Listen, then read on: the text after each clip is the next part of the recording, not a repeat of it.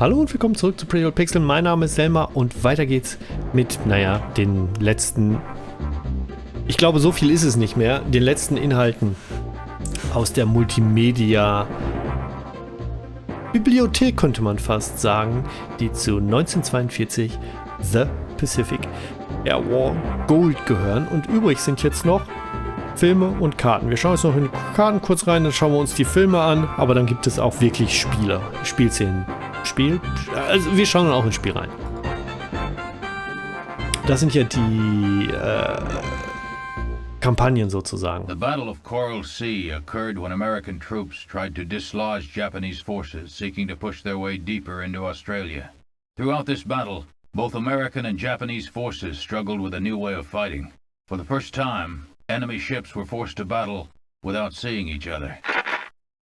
On the morning of May 4th, 12 TBD torpedo planes and 28 SBD dive bombers leave the deck of the Yorktown at 0630 hours to dislodge the Japanese presence on Tulagi Beach. At 0815 hours, scout bombers drop their first bombs, 1,000-pounders, on the gathered ships at Tulagi Harbor, sinking 2 small ships and forcing the destroyer Kikuzuki to be beached. 5 minutes later, at 0820 hours, the 2nd American attack group storms in and sinks the sweeper Tamamaru. At 1100 hours on May 6th, a land-based search plane spots Admiral Fletcher's force and radios its position to the Japanese. The message is not received in time, costing the Japanese an opportunity to strike. Oh, hier kann ich jetzt auf Comment klicken? Geil. Also, ich bin richtig begeistert. Das hier finde ich hier richtig toll gemacht. Richtig cool. Neither Fletcher nor Takagi were particularly proactive in seeking out the other's forces. At one point on the morning of 6 May, the two forces were within 70 miles of each other. For his part, Fletcher lacked the land-based search support needed to cover the wide area around his ships. Takagi, for unknown reasons, didn't send out any long-range search planes on either May 5th or 6th. Actually, Fletcher's force was truly ripe for attack on the afternoon of May 6th, when his ships were halted at a fueling rendezvous. If Japanese search planes had found Fletcher's task force in this vulnerable position, the battle for Coral Sea would have ended much differently. The next day, at 0736 hours, Japanese planes misidentify the American oiler Neosho and the destroyers Sims as a carrier and a cruiser, precipitating an all-out attack and costing the Japanese precious fuel and munitions. Within an hour, an American search plane makes a similar error, mistaking Japanese Admiral Marumo's group of relatively unimportant cruisers and gunboats as the Japanese strike force. Admiral Fletcher sends an attack group to destroy Marumo's ships. At 1100 hours, an attack group from the Lexington on its way to attack Marumo's ships happens across the carrier Shoho and its escorts. Over the next 15 minutes, 93 planes attack and destroy the Shoho. Only 3 American planes are lost. At 1200 hours, 3-quarter-ton bombs strike the Sims. 2 of them explode in the engine room and she begins to sink. The Sims explodes again, just as she's disappearing below the surface, killing most of the men who abandoned her. There are only 16 survivors. The oiler Neosho meets a similar fate at 1202, with 7 direct hits and 8 near misses, turning her into smoking flotsam and killing over 400 men. At 1358, Admiral Crace's group survives an attack by no less than 45 planes. There are no hits and no casualties. At 1630, 27 Japanese attack planes, on their way back from an unsuccessful search for the Yorktown and Lexington, run into a group of American wildcats. 9 Japanese and 2 Americans are shot down. On the morning of May 8th, at 0822 hours, search planes from Zuikaku and Shokaku spot the Lexington and the Yorktown. The search planes lead the Japanese attack planes directly to the American ships. At 0838 hours, the Zuikaku and Shokaku are spotted by American search planes from the Lexington. Strike forces launch immediately. Klar höre ich den Kommentar. Foul weather was a friend of the Japanese on the 8th. Zuikaku and Shokaku were able to spend most of the battle in the protective cover of clouds and rain, while Fletcher's carriers were left in the open. At 10:57, the Shokaku becomes the first Japanese large carrier to undergo an American attack. 2 bombs from Yorktown's attack force damage the flight deck, and Shokaku can now recover planes, but not launch. At 11:18, Japanese torpedo bombers storm the Lexington. 2 torpedoes pierce her port side, while bombs destroy her smokestack and portside ammunition box, and several near misses rupture plates on her hull. The Yorktown fares little better, as an 800-pounder bores through her flight deck 15 feet inboard of the island and detonates on the 4th deck. 65 men die on the Yorktown, but her flight operations remain unaffected.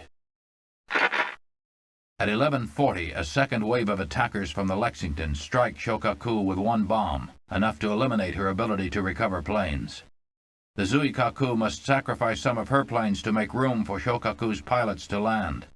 108 Japanese are killed and 40 wounded during the 2 American bombing runs. At 12:47 hours, gasoline vapors building up in the Lexington's belly ignite. At 14:45 hours, a second explosion rocks the Lexington, destroying the ventilation system for the fire and engine rooms. Less than 6 hours later, at 2000 hours on the 8th of May, the U.S. destroyer Phelps torpedoes the Lexington, putting her 2400 fathoms down. The Battle of Coral Sea Ich glaube auch is irgendwie over. mit allen Torpedos oder so, weil die In auch the so Battle viele of the Blindgänger Coral hatten. Sea, neither force did well for the amount of munitions expended. The Americans lost 1 carrier, 1 tanker, 1 destroyer, 66 planes, and 564 sailors and airmen, while the Japanese lost 1 small carrier, 1 destroyer, 77 aircraft, and 1,074 men, nearly double the personnel loss of the Americans. The Americans were able to thwart the Japanese main objective of advancing through Port Moresby into Australia. Both Japanese carriers Was remained out of deren commission Ziel for war, months, Port while the Moresby Yorktown was underway again einzunehmen. shortly. Also Port Moresby schon, A aber tactical Australien toss-up. nicht. Strategically, this battle goes to the Americans. Sehr cool. The Battle of Midway, a battle that turned the tide for the American forces. Here's how a lucky break and the forethought of Admiral Jack Spruance earned the American fleet a decisive victory. At 16:24 hours on the afternoon of June 3rd, B-17 bombers from the Midway take the first shot at the Japanese, making 3 high-level passes over the Japanese ships. They miss with every bomb. Da haben wir ja, glaube ich, auch das Bild von gesehen. Prior to the Battle of Midway, Admiral Nagumo's fleet was fortunate to be sheltered from view by clouds and fog. As a matter of fact, when Nagumo wanted to give the signal to change course toward Midway, he had to break radio silence because the fog was so thick the ships couldn't see one another. Because of this cover, Nagumo was able to avoid detection until 3 June. At 01:43 hours on the 4th of June, 4 torpedo planes from the Midway drop 3 torpedoes and claim 1 hit, the oiler Akebono Maru. The ship is damaged and loses 23 men, but doesn't turn back. At 06:03 hours, a PBY from Midway spots a portion of the Japanese fleet, 2 carriers and 2 battleships. The Japanese are now 180 miles from Midway, and the U.S. fleet is 200 miles away from the Japanese. At 07:02 hours, the U.S. carriers Hornet and Enterprise launched 20 Wildcats, 67 dive bombers, and 29 torpedo bombers against the Japanese fleet. At 07:10 hours, Midway-based torpedo planes flying without fighter protection attacked the Japanese carriers Akagi and Hiryu. All of their torpedoes miss or are neutralized by the Japanese, and 8 of the 10 planes are shot down. At 07:55 hours, 16 bombers from Midway attack the Japanese carriers again. Half of the bombers are shot down, and of the 8 that return to Midway, 6 of them are damaged beyond repair. At 08:10 hours, 15 flying fortresses from Midway drop over 60 tons of bombs on the Japanese fleet, and again, miss with every one. The search plane that eventually located the U.S. fleet was actually delayed for half an hour, which was certainly lucky for the U.S. Had the U.S. fleet been detected earlier, the whole chain of events that took place later in the battle, particularly some indecision on Nagumo's part, would not have occurred. While Nagumo was waiting for his planes to return from their attack on Midway, he was preparing his remaining planes for a second attack on the atoll. But halfway through the arming process of putting bombs on his torpedo planes, he got the message that an American fleet was within striking distance, and it took him almost 15 minutes to decide how he wanted to arm his torpedo bombers. Had the search plane gone out on time, the American fleet would have been spotted much earlier, and Nagumo may not have had as many planes, bombs, and torpedoes on his flight decks. At 0830 hours, 11 more Midway-based bombers attempt to attack the Japanese carriers, but meet with so much resistance, they divert their attack to the battleship Haruna. Again, there are no hits, and 2 planes are lost. At 0917 hours, the Japanese Admiral Nagumo completes the recovery of the Midway attack planes and sets course for the American carriers. Nagumo leaves his returning planes on the carrier deck as he reloads and refuels them, which is exactly what Admiral Spruance hopes he will do. At 0927 hours, 30 American torpedo bombers with fighter escort head for the Japanese fleet. 15 of the bombers and all of the fighters get lost because the Japanese fleet has changed course. When the remaining 15 bombers attack the Japanese fleet without fighter protection, all of them are shot down without recording a single hit. 29 of the 30 crewmen perish. At 0930 hours, 14 torpedo planes attack the Japanese carrier Kaga. 10 are shot down, and all of the torpedoes miss. At 0955 hours, the Americans' luck finally changes. While searching for the Japanese fleet, dive bombers spot the destroyer Arashi, which has fallen behind the fleet. The pilots trust a hunch and follow the destroyer's heading right into the heart of the Japanese fleet. At 1000 hours, the Yorktown launches 12 bombers against the Japanese carrier Soryu.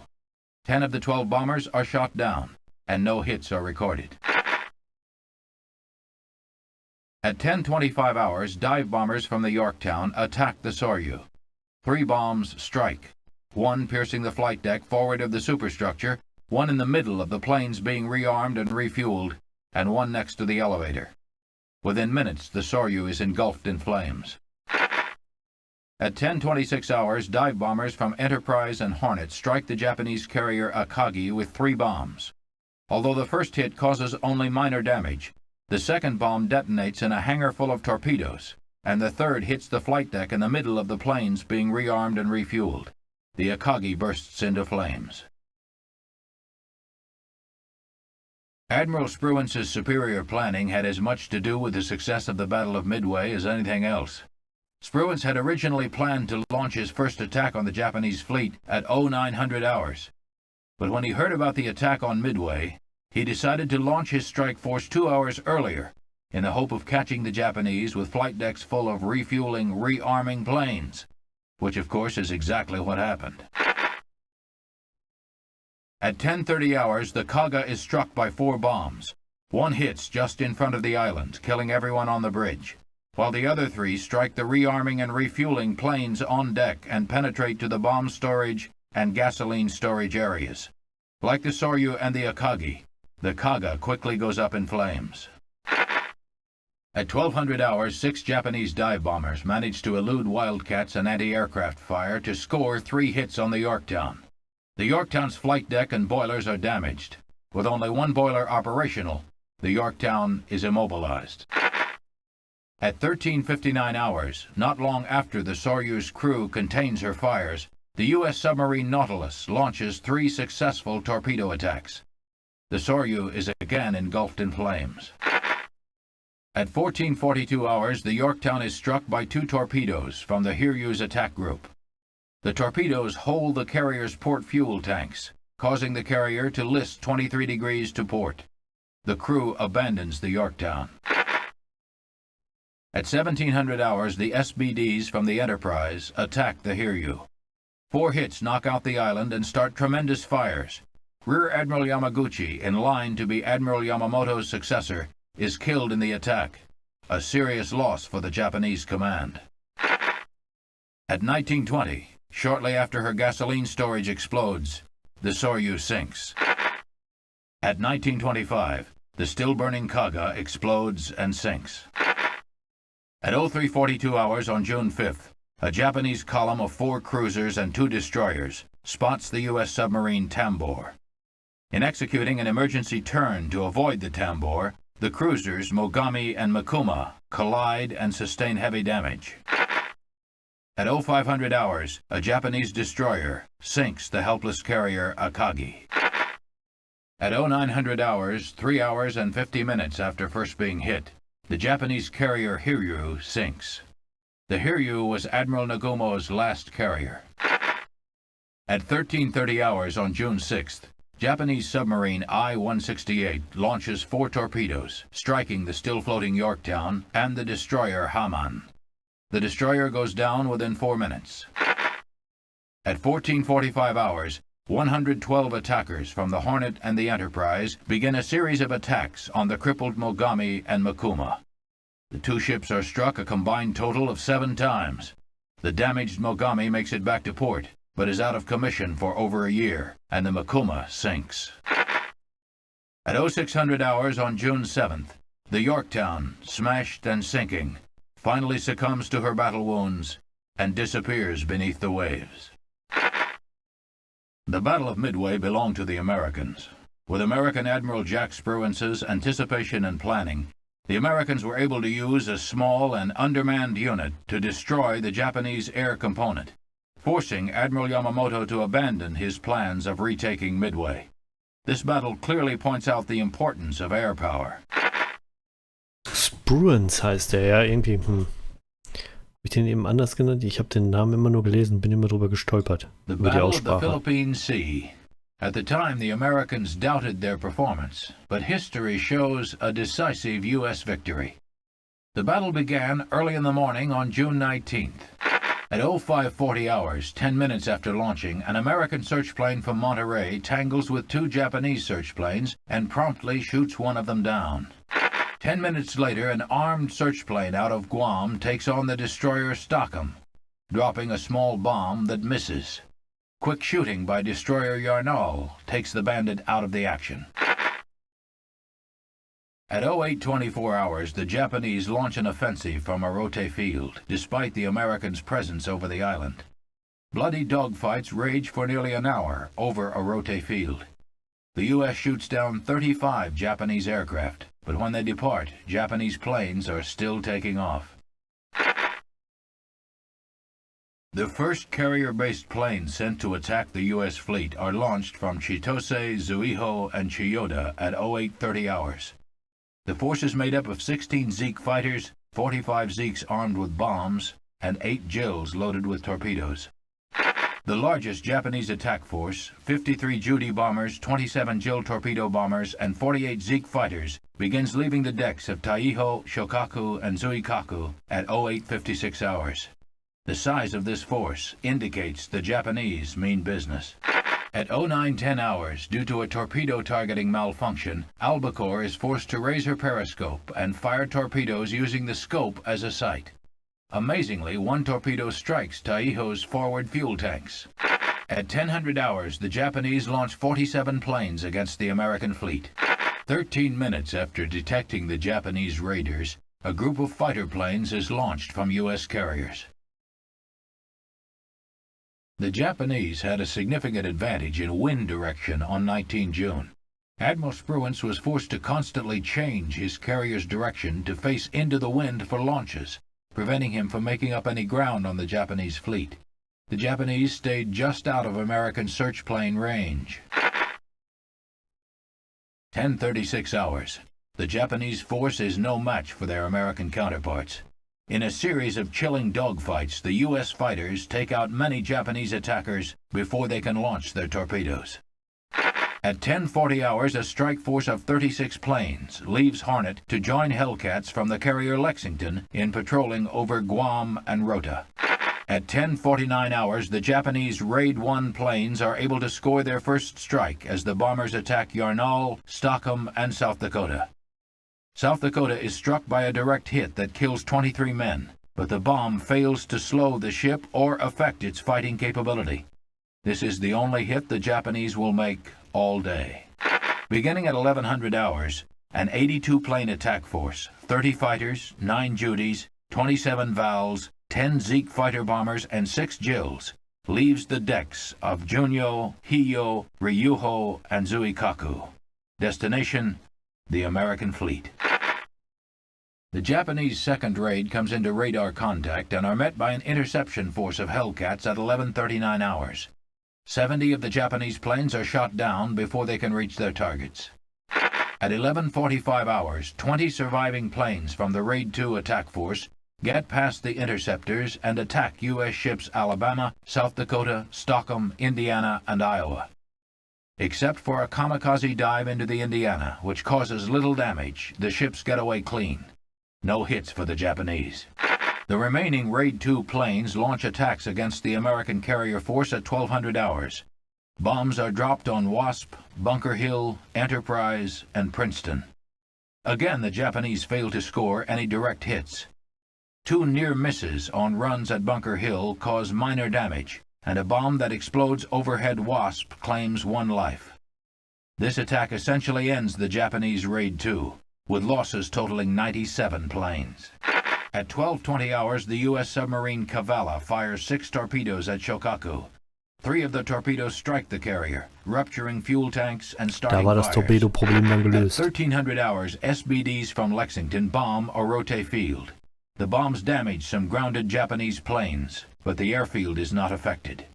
Also at 1300 hours, 40 Hellcats greet Raid 3 50 miles from the U.S. ships. The Japanese lose 7 of their attackers. The few Raid 3 planes that aren't shot down or haven't turned back attack Admiral Harrell's ships at 1320 hours. Like most of the Japanese attacks this day, no hits are recorded. At 13:59 hours, Helldivers from Essex bomb Orote Field, ruining the airstrip. A tragedy for the Japanese, since 49 planes from Raid 4 are on their way with no place else to land. The Americans lose 6 Hellcats and a bomber in this raid, almost a quarter of the 29 planes lost the whole day by the U.S. The Japanese air coordinator turned out to be America's best ally during the 4 raids of 19 June. The American flag communicators were able to pick up his broadcast early in the day, translate his orders, and react accordingly. On several occasions, American planes began to attack him, but were called off. Out of gratitude for his unintended help, American fighters allowed him to fly home. At 14:23 hours, a small group of planes from Raid 4 attacks the carriers Wasp and Bunker Hill. The Japanese don't fare well in this attack. They don't score a hit, and all but 1 of their planes are shot down. At 14:49 hours, 49 of the Raid 4 planes attempting to land on Guam and Rota are spotted by 27 Hellcats. The result? 30 Japanese planes are shot down, the other 19 damaged beyond repair. Of the 82 planes launched in Raid 4, only 9 can still fly. At 15:01 hours, fires on Shokaku spread to her bomb magazine. The explosion there literally blows the Shokaku to pieces, and she sinks. At 15:32 hours, Taiho's armored flight deck becomes her undoing. Gasoline fumes down below ignite, but the top of the ship is so strong that the explosion blows out her sides. Because the original torpedo damage was not considered serious, the crew is not prepared to abandon ship. Within 2 hours, the ship sinks, taking over 1,600 of her crew to a watery grave. The U.S. launches an all-out attack force at 16:21 hours on June 20th. 11 U.S. carriers launched 216 planes in all, 85 fighters, 77 dive bombers, and 54 torpedo bombers. Because night will be falling by the time they reach the Japanese fleet, this will be the only attack force they can launch this day. At 18:40 hours, no less than 7 different attacks on Japanese ships occur simultaneously. Dive bombers from Wasp attack the oilers Genyo and Seiyo Maru. Both oilers, completely defenseless, are damaged so badly they later have to be abandoned and scuttled. Carrier Hiyo is one of the ships attacked at 18:40. Good shooting from Yorktown Avengers put 2 torpedoes in her, hits which will ultimately prove to be fatal. Also at 18:40, Avengers from Enterprise, carrying bombs, not torpedoes, attack Ryuho. Although the bombers claim 8 hits, they do little damage. Ryuho lives to fight another day. Apparently, the U.S. was still somewhat cautious over the use of torpedo planes, given the disastrous outcome of Midway for planes of that kind. Many of the torpedo planes sent out on the 20th were armed with light bombs and not torpedoes. Had many of these planes been equipped with torpedoes, 2 more carriers would probably have been sunk. Carrier Zuikaku is the object of much attention at 1840 hours. Dive bombers and torpedo planes from 4 different carriers attack her, landing 2 direct hits and 5 near misses. An abandoned ship order is given, but when damage control crews are able to bring the flames under control, Zuikaku is spared. Again. A group of Hellcats and Avengers from a trio of American carriers take on the Chiyoda group at 1840 hours, striking the carrier once and destroying her flight deck. Haruna is also hit once, and Maya absorbs a near miss. All 3 ships are damaged, but repairable. At 2040 hours, 2 hours after she was attacked and hit, the carrier Hiyo sinks. Clearly this battle was the most one-sided battle of the war. The Japanese carrier force lost 426 out of 461 planes, compared to American losses of 130 planes, 80 of which were lost in night retrieval, not in battle. The Japanese lost 2 carriers and 2 oilers, and countless others received damage.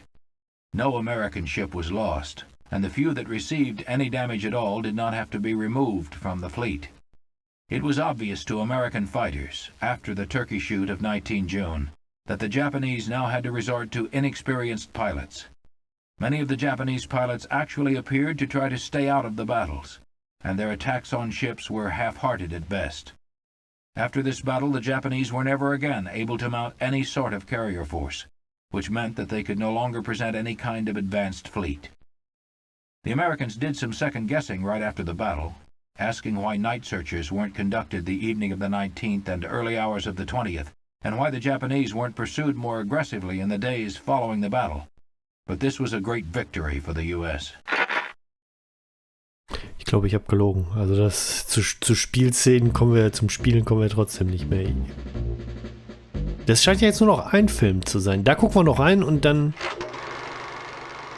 The Pacific Air War that raged during 1942 was one of the epic conflicts in human history.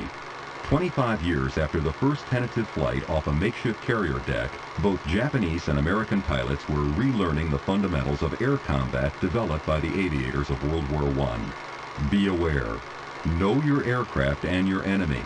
Speed and altitude are light. Now the pilots were embroiled in a Second World War. The airplanes were faster, more maneuverable, and packed a bigger punch. But the words of German ace Adolf Galland still held true. Only the spirit of attack, born in a brave heart, will bring success to any fighter aircraft, no matter how highly developed it may be. The Pearl Harbor raid that began the Pacific War also ushered in a new era of naval combat. Naval tactics had revolved around the big guns of the battleship and the cruiser. Opposing admirals would move close to each other and blast away, while airplanes were limited to reconnaissance roles. In Japan, Isoroku Yamamoto, Commander-in-Chief of the Imperial Navy, had foreseen the tremendous potential of air power and predicted that it would decide the next war.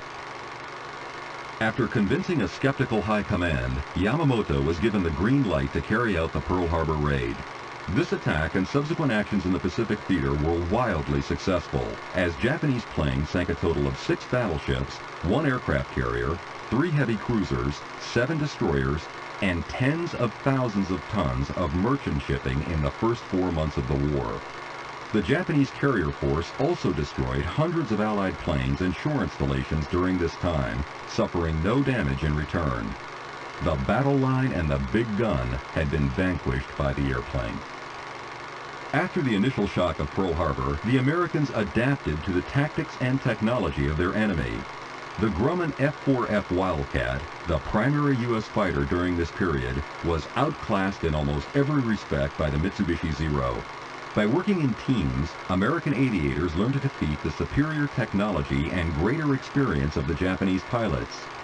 U.S. air crews held their own at the Battle of the Coral Sea, and finally broke the back of the Japanese fleet at Midway. At the end of the battle, on June 4, 1942, 4 of Japan's fleet carriers were smashed and sinking, and Yamamoto was forced to abandon the offensive. The balance of carrier power that had existed at the beginning of the war now shifted in favor of the Americans. The success of the Battle of Midway was followed by another tactical victory at the Battle of the Eastern Solomons. Although the Americans were pushing the Japanese back, the price was high. The U.S. was paying a terrible cost in machines and in men. Japan's naval air arm was suffering equally, but Japan was unable to replace the aircraft and pilots lost in 1942, while American production lines were just gearing up. In the United States, engineers were feverishly working on a new airplane specifically designed to counter the Zero, the Grumman F-6F Hellcat. Using a captured Zero as a starting point, the designers tried to exploit every weakness of the Japanese fighter. They eventually produced a tough, heavily armed aircraft that could match the Zero in a one-on-one dogfight. With the Hellcat and the F-4U Corsair, which had just started to fly from carriers, the Americans now had the technological edge. The tremendous industrial potential of the United States was exemplified in the production of the Hellcat. From mid-1943 through 1945, over 12,000 Hellcats were built. This contrasts with the 10,000 Zeros produced from 1940 through the end of the war. In the end, this industrial superiority was one of the most influential factors on the outcome of the Pacific Air War, and would have made an overall Japanese victory extremely unlikely under any circumstances. The Hellcat would dominate the skies in the Battle of the Philippine Sea. This battle was also known as the Marianas Turkey Shoot because of the large number of Japanese planes brought down. On the first day of the battle, 346 Japanese planes were destroyed, while the U.S. lost only 29 aircraft. Follow-up strikes were ordered at dusk the next day. The gamble cost the U.S. 130 aircraft, over half of the strike force. 80 of these planes were lost while attempting night landings.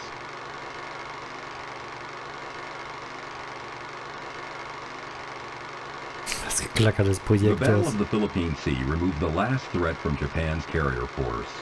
The surviving Japanese flat tops could only act as decoys during the Battle of Leyte Gulf, the last major naval action of the war.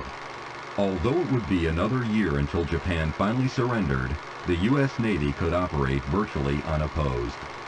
The Pacific Air War had been won by a combination of determined men, rugged machines, and an industrial infrastructure that far outproduced the enemy. Tolle Zusammenfassung. Ich glaube, jetzt haben wir wirklich alles, ne? Hier noch irgendwas? Nee. Ja, wirklich tolle Zusammenfassung. Ich bin echt wirklich positiv überrascht, weil diese Informationen jetzt in den letzten 3 Folgen wirklich nicht das Handbuch ersetzen, wie bei Command Aces of the Deep, also die Multimedia-Version von Aces of the Deep, sondern wirklich Zusatz zu dem Handbuch sind. Auch wirklich, man merkt, dass da Mühe drin steckt. Die haben Animationen gemacht, die haben Filme gemacht. Auch bei den Kartenbeschreibungen, dass da immer so kleine Ausschnitte oder Videos aus Spiel oder mit Spielszenen waren. Das war richtig, richtig toll gemacht. Ich bin wirklich begeistert davon. Also, Hut ab. Leider kann ich euch jetzt doch nicht mehr die Spielszenen zeigen, weil es sind jetzt wieder 30 Minuten, über 30 Minuten gewesen. Das heißt, die gibt es dann nächste Woche, aber da dann wirklich nur. Wobei ich auch so ein paar Sachen immer aus dem Handbuch vorlesen will. Das heißt, bei den Kampagnen werde ich die Kampagnensachen aus dem Handbuch vorlesen und so weiter, aber das kennt ihr ja inzwischen von mir. Bevor ich jetzt hier auf Exit klicke, ich bin gespannt, ob es vielleicht noch eine kleine Animation gibt oder so, möchte ich euch an dieser Stelle schon mal sagen: Bleibt vernünftig, passt auf euch auf, bleibt uns gewogen. Bis zum nächsten Mal. Macht's gut. Tschüss.